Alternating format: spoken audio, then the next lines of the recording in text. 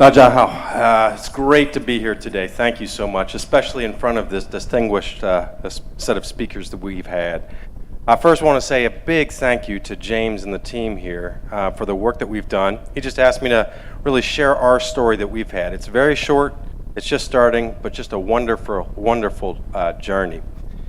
So just for those of you that don't know who Walmart is, you might know Walmart here in China, and I work on the Walmart China team. I'm responsible for e-commerce and for technology. We are a very large company, and that comes with some challenges, as you can think through what that means from an innovation standpoint. Some of our partners, I'm sure, share some of the same internal challenges as well. But we recently released our sales. The last quarter, we're a $516 billion company in revenue, not GMV, net revenue. We operate in 27 different countries. We have 55 different banners. We've been in business for well over 50 years. I've been in China for 4 years, and what's really surprised me is how many people, whether they're in the startup community or in the retail business or just in business itself, have actually read Sam Walton's book, Made in America. There's a lot of lessons in that book that I've personally learned with my 16 years at Walmart, but they still ring true today. But retail obviously has been shaped quite significantly with the radical transformation that's happened in digital innovation and technology. We've adjusted, we've shifted, we've made investments around the world, the US, India most recently, through acquisitions, investments, and partnerships. We are a company, though, that from a retail standpoint has been very much focused on innovation. In fact, just a few statistics here. The actual first CIO that we know of in the US was actually a gentleman that I took over his office from. There's the top center photograph, Glenn Hayburn. He was our CIO, Director of Data Processing. But a lot of examples in those 53 years where we did innovate, and you can see those below. We tested RFID in 2004. But over time, you tend to sweat the investments. And we really realized here in the last decade or so that we need to up our game when it comes to innovation, when it comes to investing. Now, the US is really the area of our business that has led technology innovation for our business, for all of the markets in the 27 markets that we're in. China, our business has been known, and I came to China 4 years ago with our CEO, and he told me, first and foremost, our business in China is known for pure execution. In 4 years, I'm going to tell you a story where that's been flipped. But a lot of the innovation that we're bringing to China was first originated in the US. Some good examples there. Let me just baseline here what our business is in China. I'm talking about our retail business. Of course, we have a global sourcing business where we're exporting product from China around the world. Very large operation for us. Offices here in Shanghai, offices in Shenzhen in China. But we have over 400 Walmart hypermarket stores in China, and then we have a wholesale membership club that's really targeting the premium segment with over 20 clubs. We've also added some new formats, supermarkets, as well as depots. So from a technology standpoint, we've been embarking in the last year really on a digital transformation inside of Walmart China. We look at it in 4 basic components.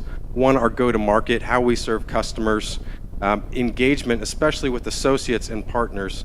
We find in retail, it's a people business. No matter how much technology you put against it, you have to have your people engaged because they're working directly with your customers. That's an area, and I'm speaking to startups right now, where we see a lot of opportunity this next year. Our operations, even our back office and the ERP, there still is a space for each of you as startups to play. We're doing some pretty interesting work in HR that I won't talk about, but I'm free to after the session today to talk to any of you there. And then what we found again, digital transformation, retail, however much it is infused with by technology, it still will and always be a people business. And we underscore that with our associates and as a management team. And so we look at really 70% of the digital transformation centers around the way people connect, the way they work together.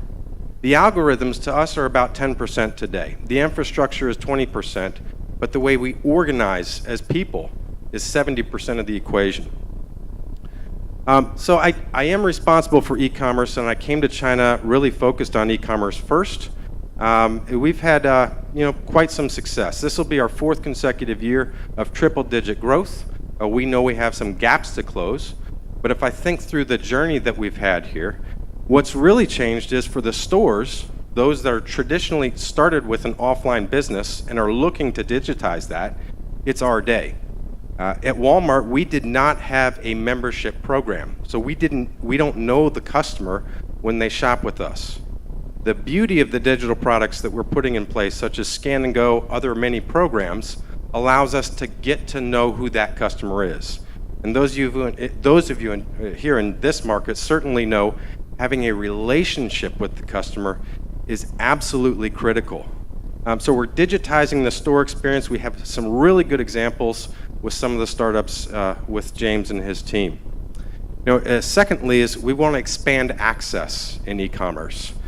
So a lot of our business is in partnership with JD, with Tencent, but in particular with JD, we have national access, but we still see the store as the cornerstone of our e-commerce business. Stores today are picking up to 3,000 orders per day. That is a huge challenge for anyone that's run a store. And in one of my previous roles at Walmart, I was responsible for running stores in the western half of the country. That can transform the store. That can also significantly impact the store. So we have some partners here, some startups that have helped us to solve for some of those critical pain points. And of course, in this market, we learn first, and we're exporting a lot of the learning, and actually a lot more, through how we work with partners. That's shaped what our go-to-market strategy is in other markets that we're in. It started with JD.com, Dada, based here, and certainly with Microsoft. So we're bringing to market here in China with Azure Cloud. That will be the first example. That we're in the process of testing right now. But the thing that I'm the most passionate about is just bringing executives from other markets to see China. Once a quarter, we host essentially the top leadership team from all around Walmart, and they visit and they get a full immersion on what is happening in this market. A big part of that, we actually spend at least a half a day with James and his team, as well as some of the startups that we're partnering with. And there's been a lot of great takeaways and future business development that's come out of that. And as James talked about, the thing that we're passionate about to make the startup successful, to make you and the audience successful in working with the retailer is you just have to understand the operation. You can't have a technology and deploy it in a context that you have no understanding of, that you don't know your partner's pain points. So we're very focused in making sure that we have a service platform that is able to bring startups into a retail environment, understand our operation, understand the pain points, and see if there's anything that we can connect from a technology standpoint into our current operation. And so what we did, and this is just 5 months ago, almost 6 months ago, is we launched internally what we call Omega 8. And this is essentially what James was talking about, an internal innovation service platform. So we don't have a large team. In fact, we've got 1.5 people against this team, and there's a reason for that. But the number one goal of Omega 8 is to reduce our cost of experimentation. In the US, we have a program that we call Store 8, and that's an equity invested model. We're making big bets on things that will play out at least 5 years from today. But we all know innovation is very unevenly distributed around the world. There's things that are happening here in China today that are happening in no other market, and a lot of you in the audience are driving that. We want to work with you. We want to see if that can work with us, and then potentially we can export that out to other markets. So the other thing that we've done to make this successful is the way we work internally. So in technology, we've decentralized our organization. We have core infrastructure, PMO, and things like this, but the resource base, the transparency to cost, the strategic priorities, the product roadmaps, it's all decentralized into these 7 domains. So for those of you that are startups, you get to work directly with the decision makers. That's where we distinguish this model from others. They are going to make decisions very, very quickly for you. Here's one example that I just love because, again, I worked in stores. I worked in a lot of different functions at Walmart. But one thing from a store standpoint is this is a dairy case, you could say.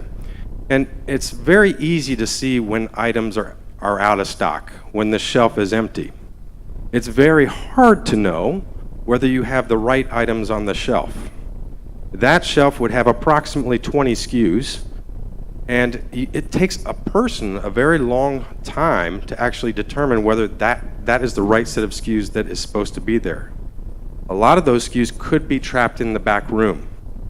So this was a startup that actually, Clobotics, developed a strategy that was meant for assessing propeller blades of windmills using drones. We used that technology not meant for retail and brought it to this use case. And essentially what we have is image recognition and stitching of those images to identify where those out of stocks are. And within 5 minutes, we get resolution for the customer.